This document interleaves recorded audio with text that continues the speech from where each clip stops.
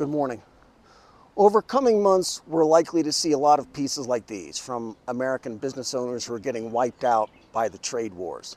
This is from a soybean farmer who says that the tariffs on China will put soybean farmers out of business in 2 years. China is the top foreign market for American soybean farmers. And last year, over half of U.S. soybean exports went to China. This farmer, Caleb Ragland, is urging President Trump to reduce tariffs on Chinese goods coming to the United States so that China will reduce its new tariffs on U.S. soybeans, which are 10%, and thereby save the future of farming in America. He's the president of the American Soybean Association and notes that most soybean farms, including his own, are losing money.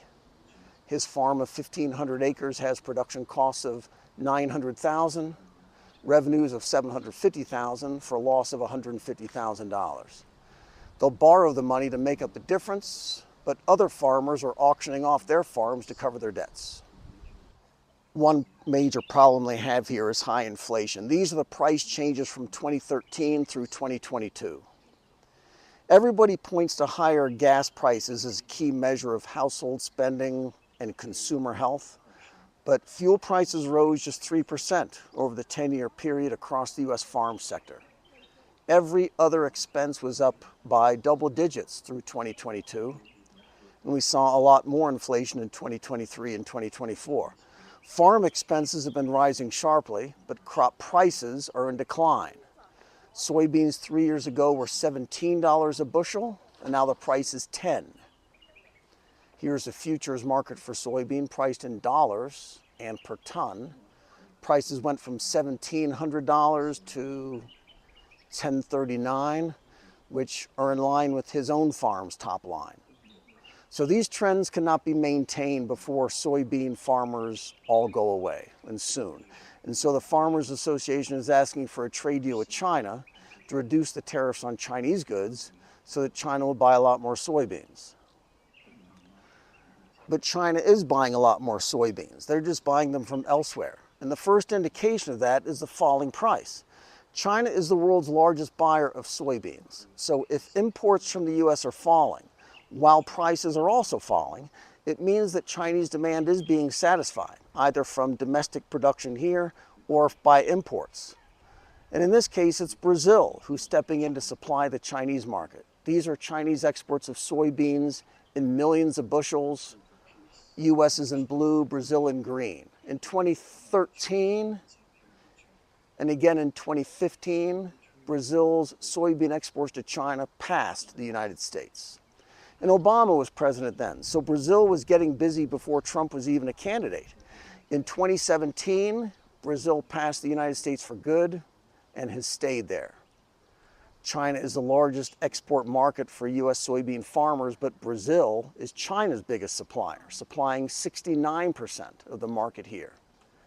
And that is still rising. 158 million tons of soybeans went from Brazil to China last year, and that's forecasted to rise to more than 169 million tons by 2033.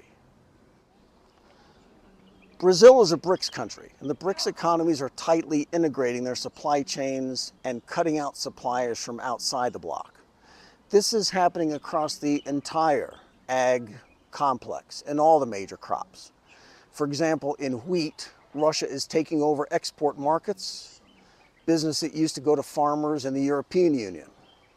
Egypt, Ethiopia, Iran, Saudi, and the UAE are major wheat and grain buyers, and they're shifting their supply chains to Russia.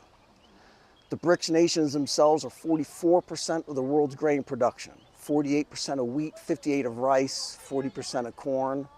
And the BRICS grain exchange will comprise the largest block of grain suppliers and the largest block of buyers. We've noted before, too, that all this trade is happening now between themselves and off of our own commodities exchanges. We know the prices are falling globally, but we cannot see anymore where the supply is coming from or where the demand is. Our farmers are flying blind with respect to what crops to plant because nobody has a clue what the market's going to be come harvest time for anything. The price discovery is gone because nearly half the world's trade in the biggest crops is being done outside Western brokerages. So in soybeans, it's farmers in Brazil replacing farms in the United States. In wheat markets, it's Russia replacing farms in the United States, Australia, and Canada. U.S. wheat exports to China so far in 2025 is only 139,000 tons, down from nearly 1 million tons from the same period last year. Russia is increasing their shipments to China, now at 275,000 tons during the same period. Chinese demand is also shifting away from Australia. China delayed imports of 600,000 tons of wheat, mostly Australian, 4 shipments of 240,000 tons, 3 Australian and 1 Canadian are being shopped to other Asian markets by traders. This is a report on Canadian wheat, and China year-to-date has imported 70% less wheat compared to last year. Wheat suppliers in the southern hemisphere, that's Brazil and Argentina, are taking markets from Canada. And these data sets are confusing to Western analysts who, again, cannot see markets. Officially, global stocks of wheat are at critical levels, low levels, and they project that ending stocks are heading even lower. When they consider wheat stocks ex-China, the situation looks even worse. China has huge stockpiles of the key grains and aims for food self-sufficiency. So why then are prices falling? If global stocks are hitting critically low levels, why are wheat prices falling at all? London down, Paris down, Chicago down. We are seeing a decoupling then. China and these other major grain buyers are shifting their buying preferences from farmers in North America, in Europe, and Australia, to farms in BRICS countries, in South America and in Russia. China now prefers to buy their soybeans from Brazil, and China now prefers to buy their wheat from Russia. But here's another thing, that while G7 suppliers are seeing canceled orders and business losses, in China it's the opposite. The government here announced plans to dramatically increase domestic production of agricultural commodities, and 2027 is just 2 years away. China aims to achieve grain output of 700 million tons by 2027. But the weird thing is that China is already there. 2024 was a record crop, an all-time high of 706 million tons. Last year's crop did, however, have some of the best weather conditions in memory nationwide. And the concern here is that those climate conditions might not repeat. So China is investing heavily in new equipment, new seed technologies, and these shares of leading Chinese agricultural producers are moving higher. Going back to the soybean farmer that we led off with, the tariffs certainly are not helping. But the tariffs aren't the problem. Chinese tariffs on U.S. crops can go to 0 and it won't matter. Today, farms in BRICS countries are the most productive in the world. High output at low cost. And there is no reason to buy food from anywhere else. This is the Sichuan Highway. Be good. Thank you for making him my brother. Empower him. Fill him with your Holy Spirit.